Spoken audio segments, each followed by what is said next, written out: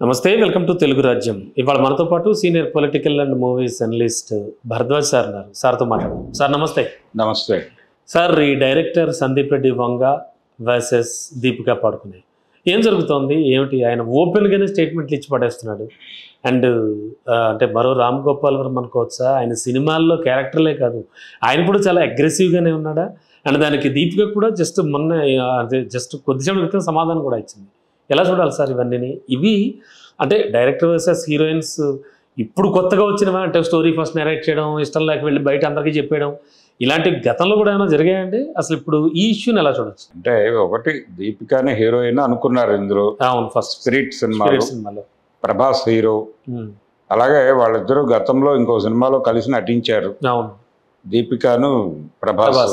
అవును, కలికి. సో వాళ్ళ జోడీ బాగానే ఉంటుంది అనుకున్నారు. అయితే ఇప్పుడు తృప్తి వచ్చింది ఆ ప్లేస్ లో. అది యానిమల్ నుంచి వచ్చినటువంటి అమ్మాయి తను తీసుకున్నాడు. తీసుకోవడానికి ముందు వీళ్ళిద్దరి మధ్య క్యారెక్టర్ కి సంబంధించిన ఒక చర్చ జరిగినట్టుగా ఈయన మాటల్లో నుంచి మనకు అర్థమవుతుంది. అవునండి. ఎవరి మాటల నుంచి? సందీప్ నుంచి. సందీప్ ఒక మాట వాడాడు, ఈ కథని బయట చెప్పడం అనేది ఫెమినిజమా అన్నాడు ఆయన. అంటే ఫెమినిజం అనే మాట వాడేటంటే హీరోయిన్ క్యారెక్టరైజేషన్ కి సంబంధించి తను ప్రతిపాదించిన అంశాలని ఆ అమ్మాయి కాదని ఉండొచ్చు. ఖచ్చితంగా. అవును. అంటే జనరల్ గా సందీప్ సినిమాల్లో హీరోయిన్ క్యారెక్టర్ ఒక పద్ధతిలో నడుస్తుంది.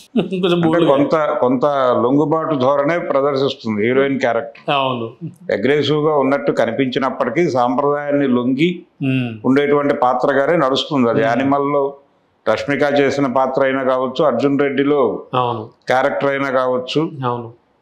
ఆ తర్వాత అంటే టోటల్ గా ఆయన డిజైన్ అలా ఉంటుంది. చాలా అగ్రెసివ్ గా హీరో ఉంటాడు. అంటే హీరో యాటిట్యూడ్, హీరో క్యారెక్టరైజేషన్ కథగా అనుకునేటువంటి డైరెక్టర్ ఆయన. అది బుల్డోజ్ చేసుకుంటూ వెళ్ళిపోతుంది క్యారెక్టర్స్. కాబట్టి ఆ ధోరణి పట్ల ఆవిడేదో కొంత వ్యతిరేకత వ్యక్తం చేసి హీరోయిన్ క్యారెక్టర్ కి కొంచెం ప్రాధాన్యత ఉండేలాగా, దానికి ఒక అంటే చీము నెత్తురు ఉండేలాగా ఏదైనా చేయగలరా లాంటి చర్చ జరిపినట్టుగా కనిపిస్తోంది.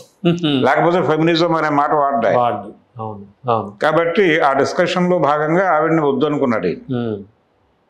వద్దనుకున్న తర్వాత ఇప్పుడు ఆయన కంప్లైంట్ ఏంటంటే, ఆవిడని వద్దు అని చెప్పేసిన తర్వాత ఆవిడ వాళ్ళ టీం దగ్గర ఎక్కడో ఈ రీజన్ ఎక్స్ప్లెయిన్ చేసుకుంది.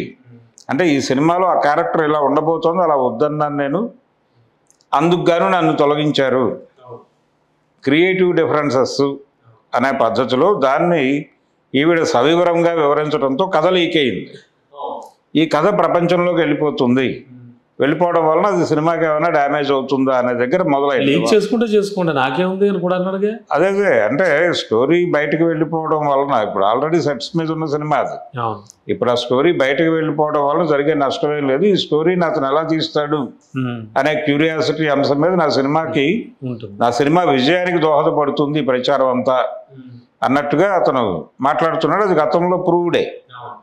ఇప్పుడు రాజమౌళి లాంటి వాడు ఏగా ఈ సినిమాలన్నిటికీ కథలు చెప్పే సినిమాలు తీశాడు. కథ చెప్పేసి సినిమా తీయటం అంటే ఈ కథని ఎలా చెప్తాడు ఇతను అనే ఒక క్యూరియాసిటీ పాయింట్ మీద జనాలను థియేటర్కి రప్పించడం. 45 నిమిషాల పాటు అత్తారింటికి దారి సినిమా లీక్ అయిపోయినప్పుడే సినిమా సూపర్ డూపర్ హిట్ అయిపోయింది. అవును, అంటే తెలుగు అది వేరే. అంటే అది సెకండ్ హాఫ్ ఎలా ఉంటుంది అనే క్యూరియాసిటీ మీద నడిచిపోయింది అది. సో నా సినిమాకి కూడా మీరు బయట చెప్పడం వల్ల నష్టం లేదు అన్నప్పుడు ఈ దాడి చేయక్కర్లేదు ఆయన. అయినప్పటికీ ఒక అటాక్ చేశాడు. ఆవిడ కూడా మాట్లాడింది. ఆవిడ కూడా కొంత అంటే ఆ క్యారెక్టరైజేషన్ దగ్గర వచ్చినటువంటి డిఫరెన్సెస్ ఇప్పుడు ఆవిడ రిప్లైలో కూడా కనిపించింది. చాలా క్లియర్ గానే ఆవిడ, ఇదేమి నువ్వు మాట్లాడుతున్నది సబబు కాదు, మీరు మీ ధోరణిలో అగ్రెసివ్ గానే వెళ్తున్నారు, ఇది సబబు కాదు అని ఆయనకు అనునయంగానే సీరియస్ గా చెప్పే ప్రయత్నమే చేసింది. కాబట్టి వాళ్ళిద్దరి మధ్య పర్సనల్ లెవెల్లో యుద్ధం కొనసాగుతుంది. ఇది సినిమాకి ఉపయోగపడుతుంది అనుకుంటున్నాడు ఆయన. ఇది సినిమాకి డెఫినెట్ గా ఉపయోగపడుతుంది అన్న ధోరణిలో ఆయన వెళ్ళిపోతున్నాడు. మేబీ ఈ సమాధానం తర్వాత మళ్ళీ రియాక్ట్ అవుతాడా లేదా అనేది చూడాలండి. అంటే నా కంటెంట్ చూడండి, మీరు నా కంటెంట్ మాట్లాడుతుంది అని చెప్పి వెళ్ళిపోవచ్చు. ఇప్పుడు ప్రభాస్ని కన్విన్స్ చేసుకున్నాడు ఆయన ఈ డీల్లో. ప్రభాస్ కన్విన్స్ అయిపోయాడు కాబట్టి సినిమా రన్ అయిపోతుంది, షూట్కి వెళ్ళిపోతుంది. ఇలాంటి గతంలో ఏమైనా జరిగాయా పాత? అంటే హీరోలను మార్చిన సందర్భాలు కూడా ఉన్నాయి. హీరోయిన్ మార్చిన సందర్భాలు ఉన్నాయి సరే. అంటే ఇలాంటి క్రియేటివ్ డిఫరెన్సెస్, నా క్యారెక్టర్ నువ్వు ఇలా చేస్తున్నావు, నువ్వు నేను ఎందుకు చేస్తాను అని అంటే దీపిక చెప్పినంత బోల్డ్గా గతంలో చెప్పిన వాళ్ళు ఎవరన్నా ఉన్నారా? అలా క్యారెక్టర్లు వదిలేసుకుని దెబ్బలాడిన సందర్భాలు తక్కువే, కానీ తక్కువే. అంటే కొన్ని క్యారెక్టర్స్ విషయంలో అలాంటివి జరిగినాయి. భానుమతి గారు ఇలాంటి వాళ్ళు ఇంకా పాత రోజులు అంటే మేము అనుకున్న పద్ధతిలో మీరు నెరేటివ్ అలా కనిపించడం లేదు, ఆ క్యారెక్టర్కి నేను వద్దులేండి అని తప్పుకున్నటువంటి సందర్భాలు ఉన్నాయి.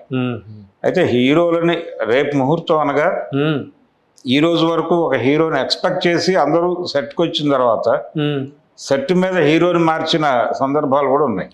అంత దారుణం జరిగిందండి. అంటే బండోడు గుండమ్మ అని ఒక సినిమా దాసరి గారి, కృష్ణ కవిత, కృష్ణ జయప్రద కవిత. ఓకే అండి. అయితే ఆ సినిమాలో ఒరిజినల్ గా కృష్ణరాజు గారు హీరో. కృష్ణరాజు గారు హీరో అనే వార్తలు వచ్చినాయి పేపర్లు అన్నిట్లో. సెట్ అవును కూడాను. ముహూర్తం షాట్ కి అందరూ వెళ్ళారు. ముహూర్తం షాట్ లో కృష్ణరాజు గారి బదులు కృష్ణ గారు ఎంట్రీ ఇచ్చాడు. అందరికి అక్కడ ప్రకటించాడు దాసరి. ఏదో కథకి సంబంధించి తన పాత్రకి సంబంధించి ఆయన ఏవో కరెక్షన్స్ చెప్పాడు, ఈయన అంగీకరించలేదు, ఆయన తీసేసి కృష్ణని పెట్టేశాడు. అంతే, పెట్టేసి ముందుకు వెళ్ళిపోయాడు. ఆ తర్వాత మళ్ళీ కృష్ణరాజుతో సినిమాలు చేశాడు కదా. వారిద్దరికి బాగానే ఉండదు కదా, మంచి మంచి హిట్లు ఉన్నాయి, కటకటాల రుద్రాయి లాంటి హిట్లు. అవన్నీ ముందు, వాటి తర్వాత వచ్చిన సినిమా. ఆ తర్వాత కూడా చేశాడు దాసరి వాళ్ళు. అవునండి, చేశాడు. కానీ ఆ సినిమా టైంలో మాత్రం ఆయన చెప్పినటువంటి ప్రతిపాదనలు ఈయన అంగీకరించదలుచుకోలేదు, హీరోని మార్చేశాడు ఆయన. అంటే హీరోయిన్ విషయంలో అయితే అలాంటివి జరగలేదేమో అంటే జరిగినాయి. అంటే అవి కూడా ఇలాగే క్యారెక్టర్కి సంబంధించి. అది కూడా కొంతమంది ఆ పాత్రలో తన్ని తాను అలా చూపించుకోవడం ఇష్టం లేక వదులుకున్నటువంటి సందర్భాలు ఉన్నాయి. ఇప్పుడు ఎందుకు మిస్సమ్మ సినిమా కూడా ఆవిడ భానుమతి గారిని ఒక భానుమతి గారితో చాలా చేసి తప్పించారు. అసలు ఆవిడ అప్పట్లో పెద్ద రెబ్బలు కదండి, అలా ఎలా తప్పించారు సార్? అలా ఎలా ఊరుకుంది ఆవిడ అసలు? అంటే ఆవిడకి చక్రపాణి గారితో కన్విన్స్ అయింది ఆవిడ. అంటే ఏదో అంటే ఈయనకు ఒక వ్యూహం ఉంది, ఈయనకి ఆ క్యారెక్టర్ సావిత్రి మీద వర్కౌట్ అవుతుంది, ఇలాంటి ఐడియాలు ఉన్నాయి. దానికి దీన్ని వాడాడు అంతే. వాడి వ్యూహాత్మకంగా ఆవిడ్ని తప్పించి ఈవిడ్ని ప్రవేశపెట్టాడు. ఈవిడ జమున చేసిన క్యారెక్టర్ చేయటం కోసం ఉంది అక్కడ. ఈవిడ్ని ఆ క్యారెక్టర్లోకి ప్రమోట్ చేసి ఆవిడ చేయాల్సిన క్యారెక్టర్లోకి జమునని తీసుకున్నారు. ఇక్కడ అదృష్టం ఎవరిదంటే సావిత్రిది కావచ్చు. అలాగే దేవదాస్ సినిమాలో పార్వతి క్యారెక్టర్ కూడా భానుమతి గారికి వెళ్ళింది ఫస్ట్. మెయిన్ దేవదాసు నాగేశ్వరరావు గారు దేవదాసులో పార్వతి పాత్ర భానుమతి గారు చేసి ఉండాలి, కానీ ఆవిడ రిజెక్ట్ చేశారు, నేను చేయను ఆ క్యారెక్టర్. అంటే రిజెక్ట్ చేయడానికి ఆవిడకున్న రీజన్ ఏంటంటే ఆ సినిమా ప్రొడ్యూసర్ డిఎల్ నారాయణ గారు అక్కడ ప్రొడక్షన్ ఎగ్జిక్యూటివ్ ఎక్కడ భరణిలో. అంటే మన దగ్గర గుమాస్తా పని చేసిన అతని సినిమాలో మనం నటించటం అనేది సబబా అనేది అని ఒక చిన్న ఇగో క్లాష్ కి వెళ్ళి ఆవిడ నో చెప్పి. కానీ అది ఎంత చరిత్ర సృష్టించిన సినిమా అండి, ఆ రకంగా అది వదిలేసుకున్నారు. అది వదిలేసింది ఆవిడ. అలాగే మిస్సమ్మ వదిలేశారు చక్రపాణి గారి గేమ్ లో భాగంగా. సో ఇలాంటివి జరిగాయండి గతంలో అయితే, జరిగాయి. కానీ సెట్స్ మీదకి వచ్చే వరకు కూడా నిన్నటి వరకు, నేను రాత్రి వరకు ప్రకటనలు గుప్పించి హీరోయిన్లు మార్చడం అంటే అది నిజంగా రికార్డే అండి. దాసరి గారు అయితే చేశారు. దాసరి చేశాడు, కృష్ణరాజుని తీసేసి కృష్ణని పెట్టాడు. బండోడు గుండమ్మ అనే సినిమాకి జరిగింది అది. ఇప్పుడు దీపికని క్రియేటివ్ డిఫరెన్సెస్, క్యారెక్టర్ కి సంబంధించిన ఐడియాలజికల్ డిఫరెన్సెస్ తో ఆవిడ్ని పక్కకి నెట్టేసి ఆయన తృప్తిని తీసుకొచ్చాడు. అది జరిగినటువంటి గొడవ.